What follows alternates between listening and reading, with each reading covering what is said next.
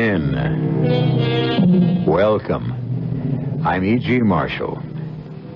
New York is a city of subways. Old, new, in construction, and projected. And of the masses of people who ride them daily, commuting to and from work. This is a story of an old and battle-scarred subway user. And a new spur line opened at last. And as usual, too late to achieve its objective, relieve congestion. But it did bring Alvin Freiberg a strange and wonderful freedom from the grinding daily tragedy of a life not worth living. What's the matter, Al? You got an itch or something? We're getting near 35th and Neely. I'm not passing it again. This subway doesn't stop at that station. Why? How do I know? There's got to be a reason. So how come the conductor doesn't know? It's a brand new line. Call the transit authority. I didn't get a chance. I got to know the truth about it just the same. Here it comes, 35th and Neely. This time I got to know. What are you going to do? Stop the train. I'm going to get off. Are you crazy or something? Alvin, stay away from that emergency. What are you trying to do? Get a hold of you?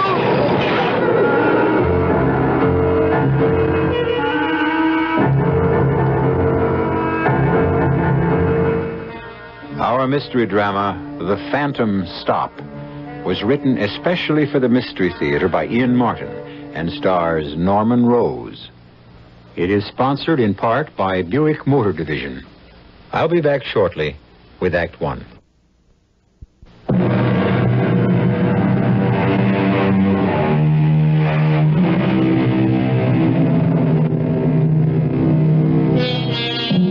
Al Freiberg and Marvin Schreiber shared the same treadmill. They both worked for Goldman Incorporated. Al is a pattern maker, Marv is a cutter.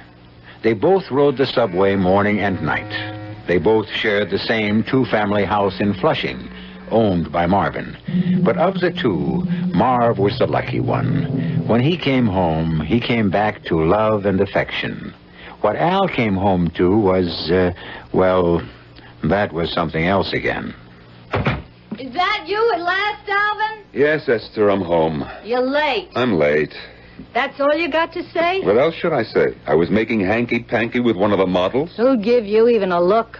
Models I don't worry about, but you and that mob downstairs could have stopped maybe for a beer. Let me smell your breath. I wouldn't advise it. I had a garlic pickle with lunch. A comedian I married.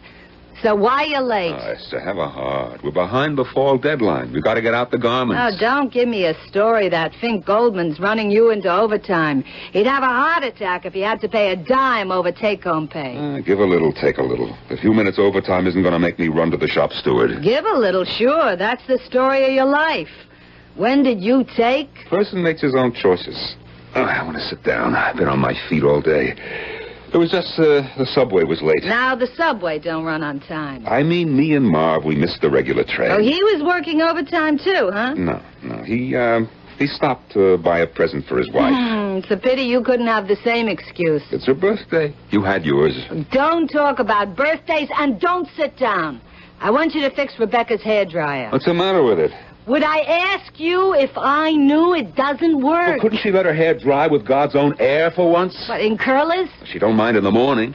Every time I eat a shredded wheat, I look up at her and think, what am I doing eating one of your sister's curlers? Hey, how come she don't wear her hair straight all the time? Nothing helps. Tonight is special. She's going to the community center. She's wasting her time. There isn't a nice boy who isn't already taken. Essie! Is that Alvin at last? Yeah, he just walked in. Well, tell him to run down to the drugstore and get me some glow prune. Couldn't she go down and get it herself all day? All she does is sit. A lumbago is bothering her. Maybe she's just waking up to what she is, a big pain in the... Is he going? I run out of hair set and I'm only half curled. Half boiled is more like it. Is that any way to talk about your own flesh and blood? She's your sister. Are you going down to the drugstore or not? Yes. Glow prune, right? Yeah, you might as well get the giant can. Then you can fix the hairdryer. Should have been a barber. The things I could do with a razor. Come on. Rebecca's waiting. When I get home, can we eat? Oh, just like a man. The only thing on his mind is his stomach. To tell the truth, limping down the drugstore, The only thing on my mind was my sister-in-law. Except maybe my wife. And the razor. The things that go through a man's mind, it would frighten you. What you could settle with one simple stroke. All day long at the shop, the boss screams at me. And then at night and weekends, I got my wife and her sister yelling at me. Oh, it's not like it used to be in the old days. With Sarah, my first wife. With Sarah, when I got home, it was altogether different. Hello, Shotzi. Hello, sweetheart. Come into the living room and sit down. I got your slippers and the paper and a nice glass of tea with a little you-know-what. Come on, rest up a little before dinner. Oh, you're such a good wife, Sarah. Oh, what's so hard? I got a good man. Here, darling, sit. Oh, give me your shoes. Now, how's business? Well, we'll talk later after we eat. What's for dinner? A favorite. Guess. What's the difference? Anything you cook is my favorite. I never really realized how much Sarah meant to me until she died. And I married Esther. If Sarah had lived, it would have been just like Marvin and Rachel downstairs. Love, warmth, kids, a real family. I made more money, but he was the one with a life. Oh, Marv was a lucky guy with his Rachel. Say goodnight to the kids, Marv. Yeah. They're growing like weeds. Thank God they both look like you. Oh, go on. Well, sit already and drink your coffee. Where's yours? Right over here. Well, bring it to the sofa and sit with me. I gotta do the dishes. Come on. The dishes can wait. I'll help later. You got anything in mind, Marvin? The kids aren't that much asleep. I mean... Anytime I look at you, I got something in mind. But don't worry. It's not that. It's something else. Oh, what's the matter? You didn't get laid off. No. Nothing like that. Hey, I told you, nothing. That's just for love. What did I do to deserve that, huh? Just for being you. Boy, what a lucky guy I am. All right, I wouldn't deny it. But how come you know it? The way we are. And the way Alvin and Sarah used to be before. Why do some guys get all the breaks and the rest get a kick in the pants? Oh, it was a terrible thing that happened to Sarah. Bad enough to lose your first child, but a wife as well. Remember how it used to be with the four of us when we first moved into this house? Sure, it was a whole family. 2-family house, but one family living in it. Yeah, you, me, Sarah, Alvin. Dinner every Sunday. One week their turn, next one ours. Times were good. Remember the picnics at Jones Beach? Oh, do I? Sarah's potato salad. Nobody could make potato salad like Sarah. Oh, boy. And your pot roast? The best. And what a cut-up that Al used to be. He could have been on the stage. What laughs we had. Oh, especially that last time I remember with Sarah and me both out here with our kids, and you wanted to take a picture. Oh, I miss Sarah. You know, I try to get on with Esther. That loudmouth. She'd burn your ear off with nothing good to say about anybody. And the sister's worse. Well, she can't help it if she's got a face that'd stop a horse. She could keep her big nose out of everybody's business. What's the matter, Marvin? There's no heat in the house. You want us all to get pneumonia? And she's always sick with something. If it wasn't for Al, I'd find some way to kick them out and get new tenants. Oh, you couldn't do that to Al? No. He's the one who ought to get rid of them. God forgive me for saying it. Well, why shouldn't he? I mean, they deserve it. Not what I was thinking. And what sometimes I think lately Al could have on his mind. What do you mean? You know, knocking off either one of those two old crows or to be justifiable homicide. Marvin, what are you saying? There never was a kinder or more gentle person than Alvin Freiberg. But you put a mouse in a bowl with a lid on and let him run around trapped. He ever gets that lid off, out comes a raging tiger. I don't know. Maybe it's all the violence, but Al worries me these days. Well, how come? He daydreams a lot. Gets behind on his work. He drives Goldman frantic. And every so often, I'll see him pick up my cutting shears and just, kind of weigh them in his hand like they were, I don't know, like a weapon. What are you suggesting? He's going to turn into a murderer or something? Al Freiberg? Ah, don't make me laugh. But it wasn't something to laugh at. If only Rachel could have known. And Marv was right, though I didn't know he'd said it. These last years, like a hamster in a cage, that was me. Running around and around, going nowhere. I wouldn't mind so much, but Esther wouldn't have children. Not even a son to carry my name. There are times lately, like when Abe Goldman is trying to chisel on the patterns, when I find myself grabbing up Marv's shears and, I get such a pain in my chest. Everything goes black. By the time I see straight again, I'm worried what I might have done. Or like mornings, I shave with a straight razor, which was my father's, and sometimes, like the morning after Rebecca needed her hairdressing. Yeah. You plan to spend all day in there? I'm shaving. How come you're up so early? The noise you make getting out of bed, who could sleep? Listen, could you spare the powder room a moment? Well, can't you wait till I'm finished? It isn't me, it's Rebecca. Oh, what's with Rebecca? She's sick to her stomach. Okay, I'll shave in the kitchen. How come you're up so early? Well, today Marv and I are trying the new subway which just opened. Just to be on the safe side, we're leaving early. I better you come home early one of these evenings. Now, what's in it for me? All right, Esther, don't get mad. Can't I make a joke? Look, you want to have a cup of coffee with me before I leave? What for? As soon as I get Rebecca straightened out, I need my beauty sleep. Have your coffee at the office. You used to make it for me when we were first married. I used to do a lot of things before I discovered what a nothing I married. Go into the kitchen, shave, will you, and let Rebecca use the ladies' room. The ladies' room. That's what it comes down to now. I'm a stranger in my own house. I finished shaving, nicking myself twice without a mirror. Then I cleaned the razor and I thought about it. How quick it would be. And as long as it was sharp enough, how painless. And then, with a gasp, I thought to myself, for whom? What am I thinking? Me? Them? All three of us? And then all of a sudden, I had the pain in my chest, and I wondered, indigestion, gas. Take a Bio-Seltzer, finish shaving, and get to work, Alvin. How do you like it? What? The new subway. Who knows yet? Same sardines packed in a new can. Here you got more room to breathe. Still the same air, you want to call it that. You know, I thought maybe there'd be less people. The guy could have one wish.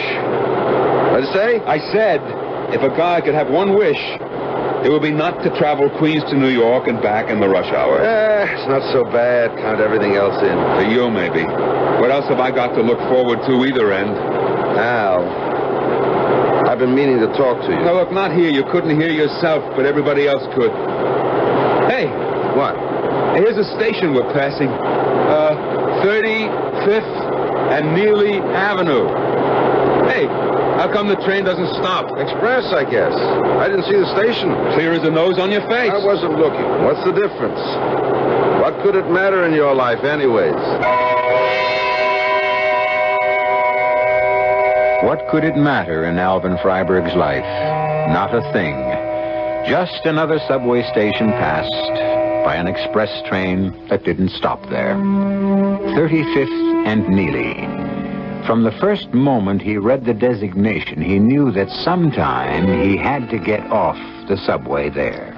I'll return with Act 2 shortly.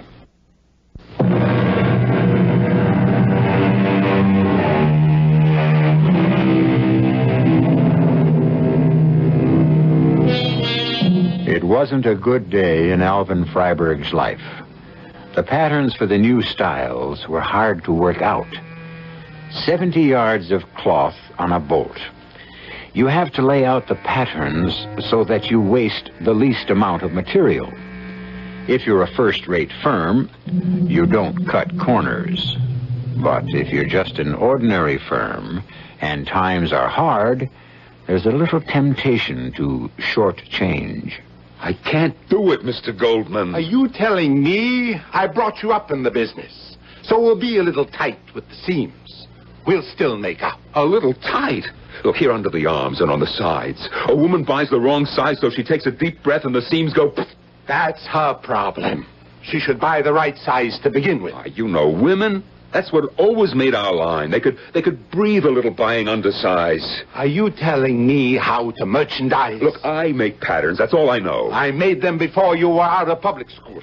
I ask you to cut a few corners, and you have to give me an argument. I want only the best for us, Mr. Goldman. The same for me, but we got to go with the time. I don't like to cheat. Who's cheating? We cut a corner here and there. What are you, a conscience for the world? You're better than anyone else? Maybe he was right. What was I? I sat there piecing the jigsaw of patterns on a bolt of cloth, and I wondered myself, let some customer lift her arm and split a seam, or eat too much and have the zipper split. Why should I care? What did I have left? No pride at home? Why try to have any at work?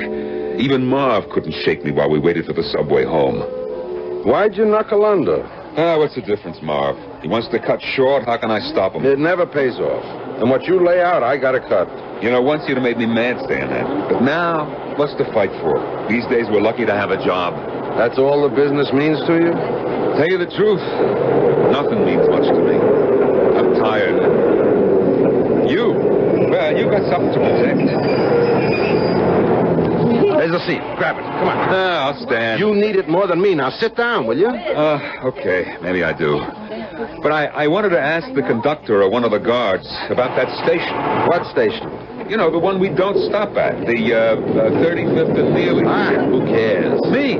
Why? I don't know. Just something crazy. You wouldn't remember. What wouldn't I remember? Well, I could tell you, but what do I want to do? Broadcast a secret at the top of my lungs? Wait till we're home. Okay. It's hard to hear you anyway. Read your paper. I sat a little while with my eyes closed. The pain was in my chest again. Right through the back. The racket of the subway seemed very far away. And then I glanced at the paper in my lap, just to skip over the headlines. General Charles de Gaulle takes over premiership of France. So let him, what do I care? What? De Gaulle? But he's dead. He's long dead. I look again at the newspaper. The date. June 1st, 1958. I started to get Marvin's attention, but just then I realized that we were slowing down, ready to stop. I twisted to look out the window. 35th and Neely. I had to push and shove to get off. I was the only one. I went through the gate. There was a long flight of steps to the street. But my pain was gone. My legs, they felt 20 years younger. So did all of me. I could feel my heart lift, reach out expecting something. And I was right. I came out to the street. And, well, it was just before sunset. Everything was bathed in a rosy glow, a color you couldn't forget. And waiting for me was... Alvin, 2 subways I waited. I thought maybe you'd missed your train. You know the rush hours, Sarah. But why should you wait for me? Why does any woman wait for her man? Love. Besides, I was shopping near here at the market, so why not give you a surprise? Hey, let me have the bag. Yes, sure. I'll carry it. Hey, this is the old neighborhood. Why so surprised? 35th, all right. But, Neely, that's not near us. Oh, it's a new subway. So it's a little longer walk than the old stop. What's the difference when a person is young? The way I feel. So, why do we have to stand talking so much? Come on, let's go home. Yeah, home. Yeah, give me your hand. Let's just walk like we used to. You know, I don't know what's so good tonight. It seems so special. Oh, it is special. What's for dinner? I shouldn't tell you. I should just surprise you. So? Surprise me. Maybe I won't if you sound so indifferent. Who's indifferent? Oh, well, you'll find out anyway. It's strawberry blintzes with sour cream. You want to leave me for another woman? I want to take you in my arms right here on 33rd Street and hug. Oh, you better not. I'll call the cops. No, darling, just wait till we get home.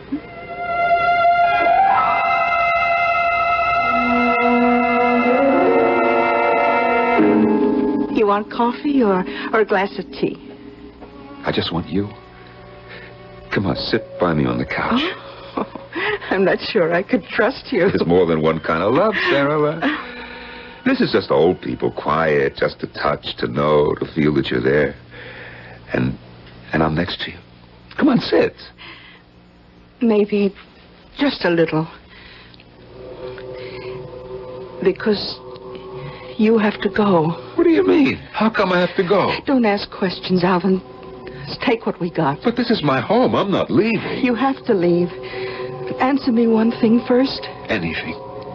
You won't let whatever happens change you? You'll stay the way you are? Why should I change? Supposing I wasn't alive. Oh, Sarah, then I wouldn't be alive either. Oh, it isn't always that easy to die. Sarah? Sarah, what are you talking about? Promise me, darling. If anything happens, just keep on being my same loving, kind, gentle Alvin. What crazy talk is this? I'm Alvin Freiberg. I'm 30 years old. If I don't know what I am now, I'm in sad condition. I'm only thinking of the future. The devil with the future. We're living now. That's just the trouble, my darling. We're not. And I beg you, whatever happens, don't let anything change you between now and... Wake up, Alvin. Now stop. We gotta get off the subway. But I already did. I mean when we stopped at 35th. Come on, Alvin. You've been sound asleep since we left Manhattan. Let's get it out of the sling and on the way.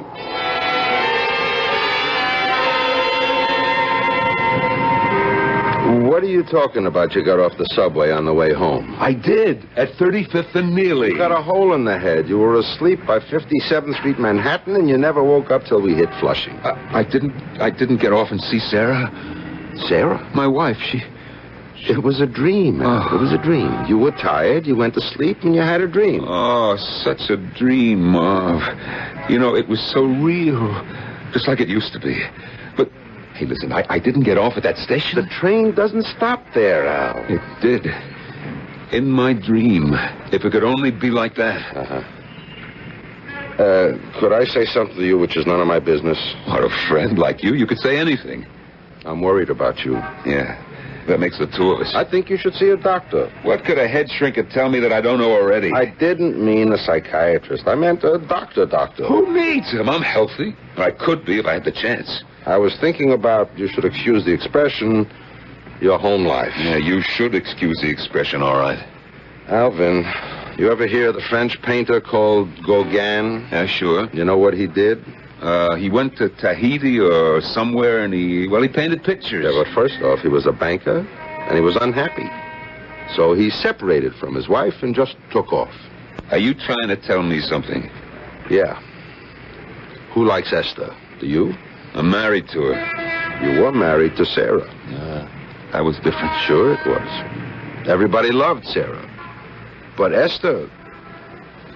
Who likes Esther? You gotta say it out loud. Not even me. I wish she was dead. You don't have to go that far. Why don't you just walk out on her? What would happen to Rebecca? That's your problem? They're driving you crazy, the two of them. Rachel and me, we only live downstairs, and they're driving us around the corner. Why don't we all get out from under? You're not going to renew our lease. Al, I ain't talking as a landlord, but as a friend. Rachel and me, we can make out. But we want to save you. From what? But we're almost home now. Take a good look at yourself. Do a little thinking. You got a ding-a-ling hung around your neck. I'm your buddy. What else can I say? Marv, I don't know what to answer you. I don't blame you. I don't know how I had the guts to say all I said to you. Now, see you 7:30 in the morning. We'll walk to the subway.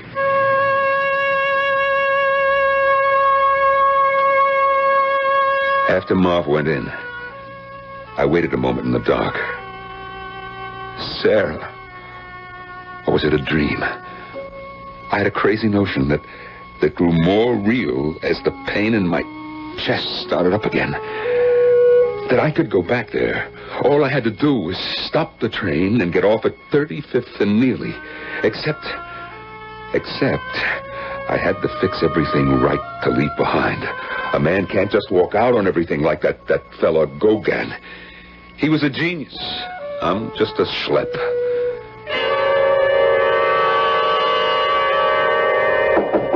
Yeah.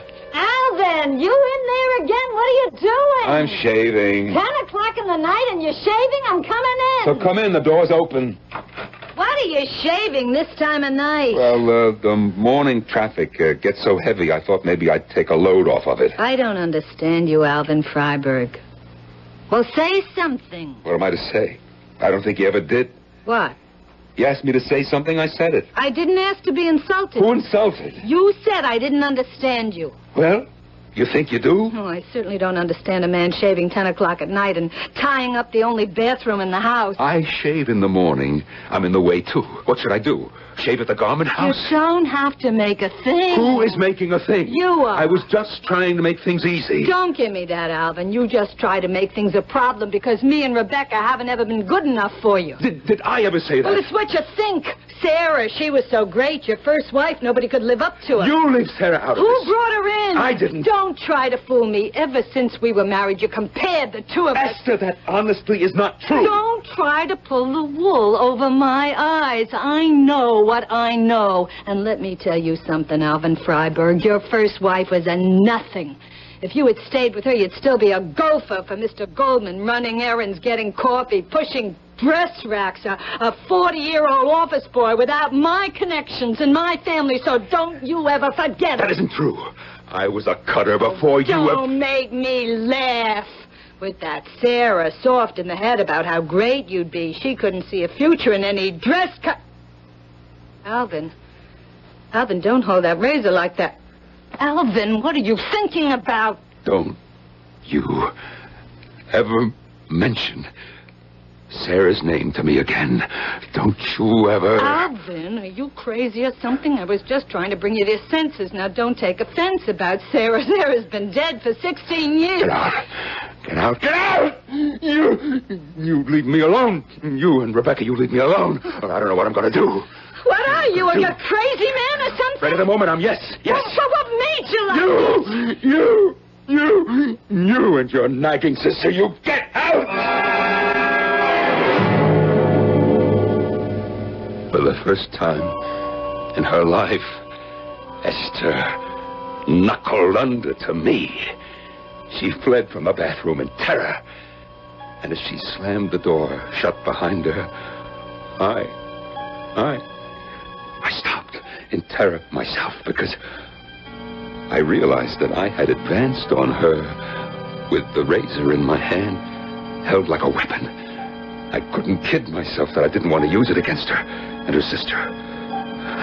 And suddenly, all alone, I started to shake from head to foot. What had I become? Because I knew that I was near the end of control. And if something didn't happen, I would lose my mind, and destroy both of these women as surely as they had been destroying me day by day for the last 15 years.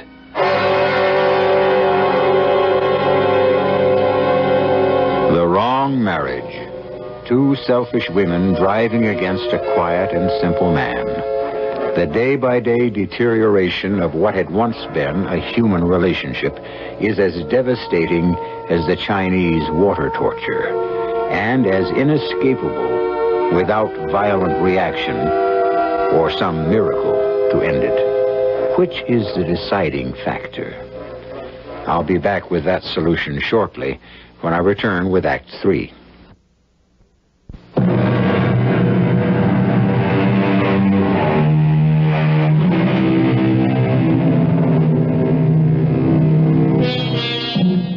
The dictionary definition of tragedy is the downfall or destruction of some great or noble figure because of some flaw or fatal weakness. But surely the fate of a simple man living a life of quiet and utter despair, misunderstood, unappreciated, and starved for a kind of love he had once known, is just as tragic. And when he finds himself with his back to the wall, how desperate might he become?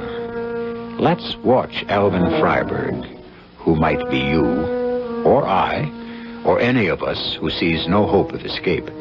Let's watch him face his problem and find its solution. The next day, I woke up early, even earlier than usual, with a gut feeling that I'd reached the end of my rope. Just like any other morning, Esther's snoring like a walrus beside me. Same heavy feeling in my chest. Why should it surprise me? My heart was dead already 15 years. I turned off the alarm clock, checked the time automatically, and went into the bathroom. Half an hour early. I reached for my razor. All of a sudden, I'm thinking, what kind of a fool are you? You shaved already last night. Then I said to myself, Alvin, you know that.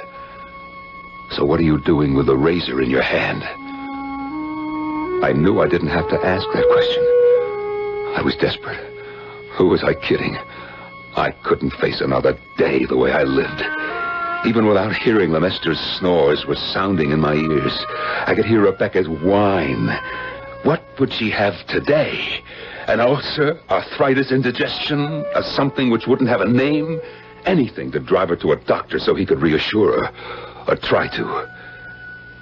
And the razor would end all this. I was like a man walking in his sleep. With the razor in my hand, I walked into the bedroom. Alvin, it's 6 o'clock. What are you doing up? I couldn't sleep. What's the razor for? You got 5 o'clock shadow in the morning? That's the first joke you ever made. Who cares about jokes this hour? What's the razor for? What?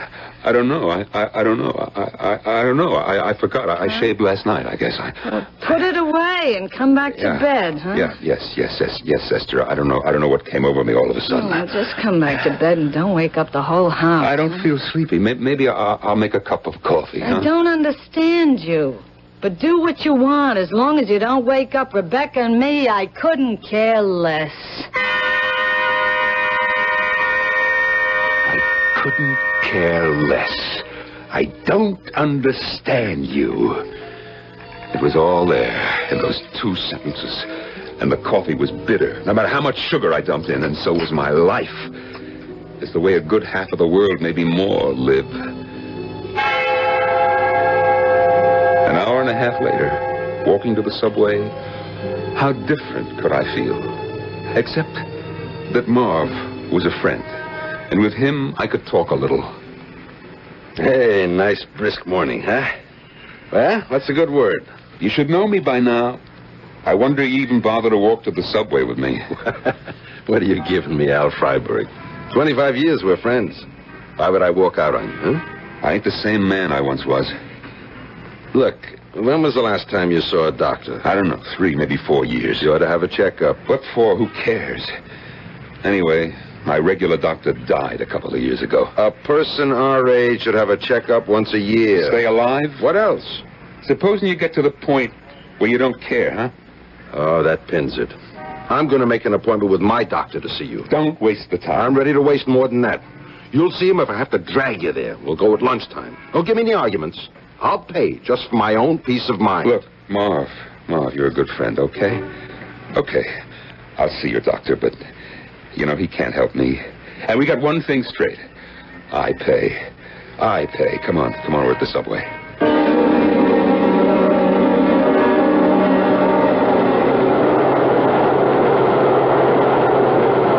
Would you get the ants out of your pants, Al? So we changed at Ronnie Plaza to a local.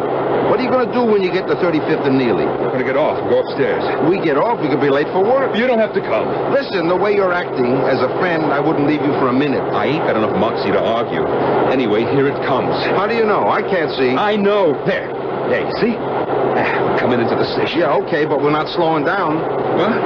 We got to slow down. This is a local. Some train has got to stop here. Maybe there's some other local, but this one isn't going to stop. Marv, there is a station there, isn't there? Sure. It says 35th and Neely, don't it? Yeah, that's what it says. Or said. We're already past it. For some reason, trains just don't stop there. But I told you last night. That was a dream, Alvin. I was standing right over you, and we passed right through as usual. You didn't get off. Nobody got off. Whatever this station is, there just isn't a train that stops here. I didn't feel well that morning. My mind wasn't working properly, or I might have thought of calling the transit authority. But everything I did was automatic. I laid out my patterns, and then at lunch, I went to the doctor with Marvin leading me by the hand like I was a baby. It was nearly quitting time before I got back from the doctor, and Goldman was fit to be tied. So, what are you going to claim now, Alvin? Seniority? You take almost the whole afternoon off without a word? Well, I was to the doctor. Doctor? You couldn't see him on your own time? Maybe it was your head that needed examining. Look what you did here. And your friend Marv already cut, so what can we do? I'm in the factor's hands already. But what is it? Mr. Goldman expected 3 more dresses out of these bolts of cloth. Didn't I tell you to skimp on the pattern? Oh, I forgot. You forgot? How could you forget with that? Look, I'm sorry. I went to the doctor and I'll need a doctor. You'll give me heart failure. The whole line is a disaster before we even cut one dress. I might as well end up in bankruptcy. Freiberg, you're fired. I don't want to see you again. You're lucky I don't fire your friend Schreiber. Mr. Goldman. Don't give me any arguments. All right. It's quitting time. I'm in enough trouble with the union to begin with, so let's close up. Maybe tomorrow, maybe next week, we won't open again. That's the way things are here. Marv, I'm sorry. Forget it. Let's have a fling. Heaven knows we need a lift. Come on. I'll buy you a drink at Levin's before we take the subway home.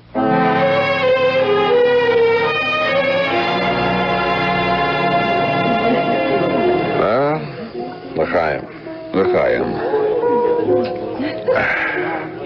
I don't know what I'm wishing you good luck for, the way it goes. That don't matter.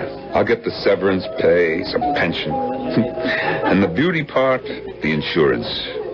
What insurance? The life insurance. That should take care of Esther and Rebecca. What are you talking about, life insurance? You made me see the doctor, huh? So? What did he say? Yeah, I got a something. I ain't sure I know how to tell you. Ventricular fibrillation. The doctor wanted I should go in the hospital right away. So why didn't you? Well, I eat up all the money in hospital bills. I'll go home. I'll rest. I haven't got a job anymore. Rest with Esther and Rebecca? I'll give it a try. Thanks for the drink. You wouldn't believe, Marvin, a glass of whiskey could make me feel so good. Come on, let's go home. Over Marv's protests, we got into the subway. I did feel good. Like I was young again. Like I didn't care. And I had this crazy idea I was going to try. Because the possibility to find out would never come around again. I'm not going to pass it ever again. The subway don't stop at this station. Why not? What do I know why not? There's got to be a reason. So how come the conductor doesn't know? It's a brand new subway, Al. Call the transit system. I never had the chance. Just the same, here it comes. 35th and Neely. This time I gotta know. Alvin, wait. I gotta know. Are you out of your mind? I gotta find out. Why don't the doors open? You can't open these. I'll get out between the cars. Wait. Wait, Alvin, wait. Hold it, Alvin, hold it. Just a minute, mister. What's going on here? You pulled the emergency brake? No, it was my friend. He wanted to get off here. Why? I don't exactly know. Why doesn't the train stop anyway? Well, there's nothing up there but mud flats and an old city dump. Then what's the point of this station? The city is filling in the dump. There's a big housing project going to go up there. Won't be finished for a couple of years, but they'll need to stop then. Come on, we got to pick up your kooky friend. He can't get out of here. It's all blocked up. You going to arrest him? Sure. He could have caused a panic. I got a lot of people hurt. What's the matter with him anyway? I don't think I could explain to you, officer. Except, it's his heart.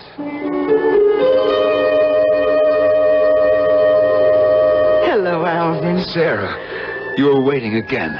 Well, this time I knew what subway you'd be on. Come, my darling. Let's go home. That's all I want. That's what you got. This time, for good. See? I told you there was no way out. Oh, what's he lying there for? He get fits or something? No. He, just hasn't been well lately. What? Hey, you ain't just whistling, Dixie. I'm sorry to tell you, mister, but your friend is dead. Heart attack, huh? Yeah, something like that. I wonder. What do you mean? I hope he found what he wanted. And, for the record, guard, there's no doubt. It was his heart.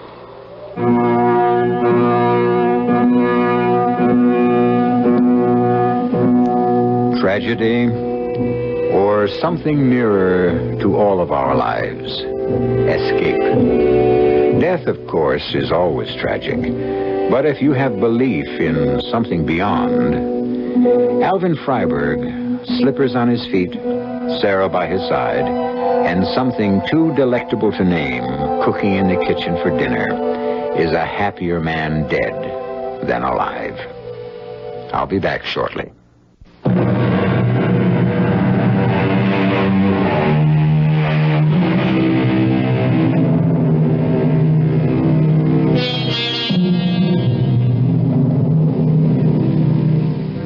It was Elizabeth Barrett Browning who wrote, "I love you with the breath, smiles, tears of all my life."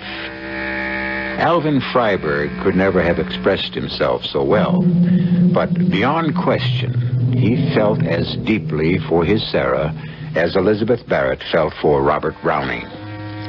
The quiet, unnoticed ones love as deeply and perhaps more securely than the great or famous. Let this be Alvin's epitaph and the end of his story.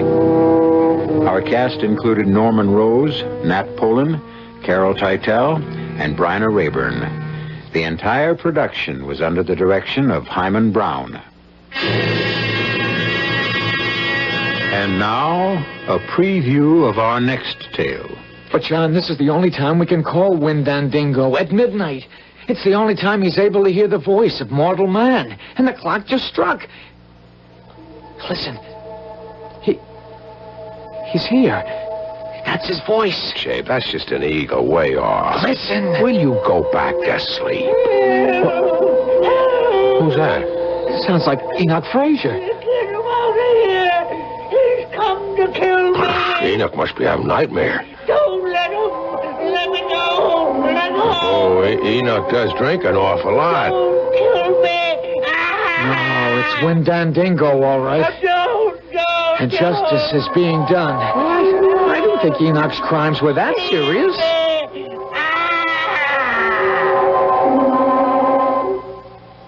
Well, he's quiet now. He's dead. Radio Mystery Theater was sponsored in part by Anheuser-Busch Incorporated, brewers of Budweiser. This is E.G. Marshall inviting you to return to our Mystery Theater for another adventure in the macabre.